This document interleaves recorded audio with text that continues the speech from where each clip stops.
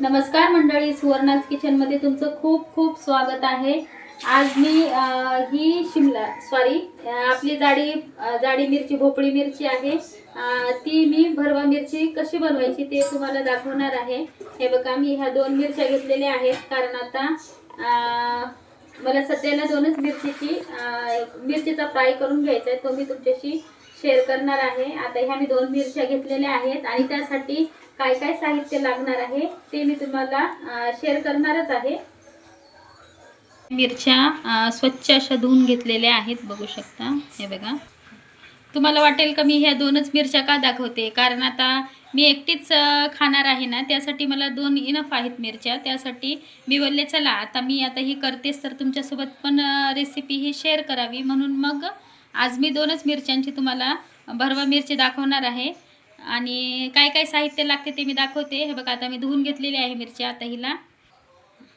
तर आता मी ही मिरचीला हे बघा असा इथून कट करून घेणार आहे।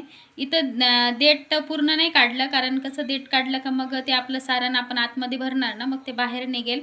त्यासाठी मी हे वरचं फक्त देठ काढून घेतले, कट करून घेतले, हे बघा बघू शकता। आणि आता आपल्याला इथून असं मस्त असे कट मारून घ्यायची मिरचीला। हे बघा, आता कोणाकोणाला ह्या मिरचीच्या बिया जर नको असतील ना, त्या पण काढून घ्यायच्या। मी पण काढून घेणार, मला पण नाही आवडत बिया त्यातल्या। हे बघा, आता ही पण मिरची मी अशा प्रकारे कट करून घेते। हे बघा, आता छान, आता हे बघा, आता बघू शकता। आता मी ही मिरची ना ह्याच्या आतलं मी काढून घेणार।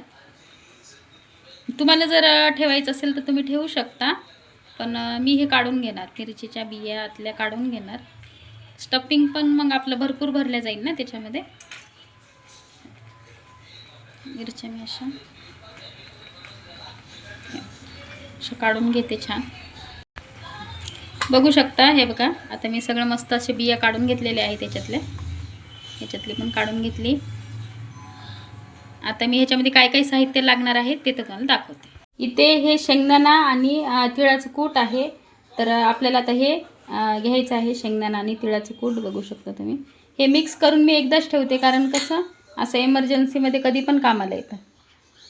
आपल्याला एवढं शेंगदाणा आणि तिळाचं कूट समप्रमाणामध्ये घ्यायचं आहे। आता मी ह्याच्यामध्ये हळद घालून घेणार आहे। आता ह्याच्यामध्ये मी थोडंसं लाल तिखट पण घालून घेणार।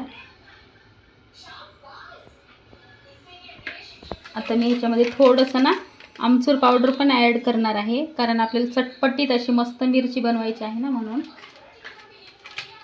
आता मी थोडासा ह्याच्यामध्ये ना गरम मसाला पण घालून घेणार आहे।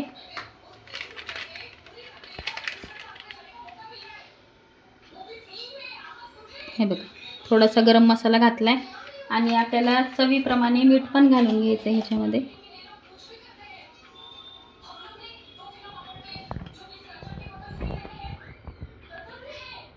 आणि आपल्याला थोडंसं असं आता हे मिश्रण एकत्र करण्यासाठी थोडंसं तेल घालून घ्यायचं आहे। हे तेल ना मी थोडंसं कोमट करून घेतलं आहे। आता हे मी छान असं मिश्रण हाताने मिक्स करून घेते।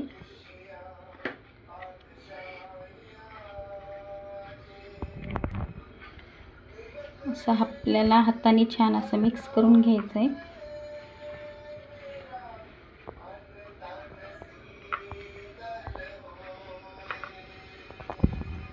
आपल्याला ह्याच्यामध्ये हे मिश्रण मस्त असं भरून घ्यायचं आहे, प्रॉपर असं छान असं भरून घ्यायचं आहे।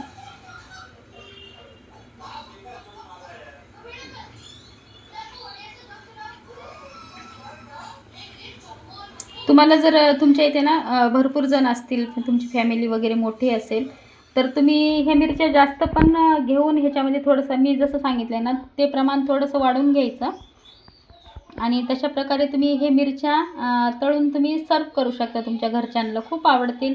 कोणी पाहुणे वगैरे आले तर त्यांना पण तुम्ही हे मिरची करून खाऊ घालू शकता, एवढी सुंदर लागते।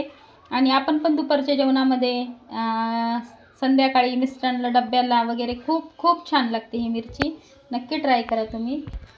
मी ह्या मिरचीचा आणखीन एक प्रकार करते, तो पण मी तुम्हाला दाखवणार, तो पण मी तुमच्याशी शेअर करणार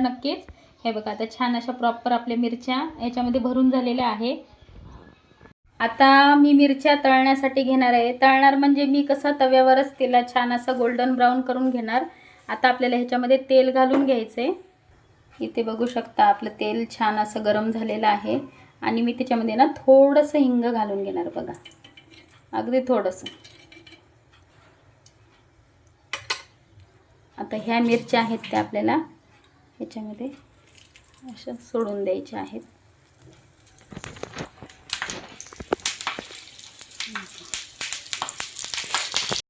मिरच्या आपल्या आता हे बघा मी तळायला ठेवलेल्या आहेत. आता मी त्याला वाफून घ्यायसाठी ही चाळण त्याच्यावर ठेवते, कारण तेल नको उडायला म्हणून.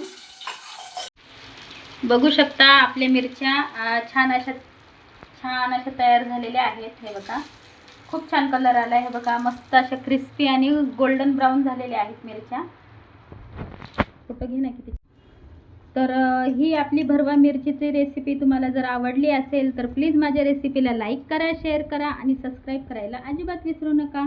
भेटू आपण नेक्स्ट व्हिडिओमध्ये. बाय.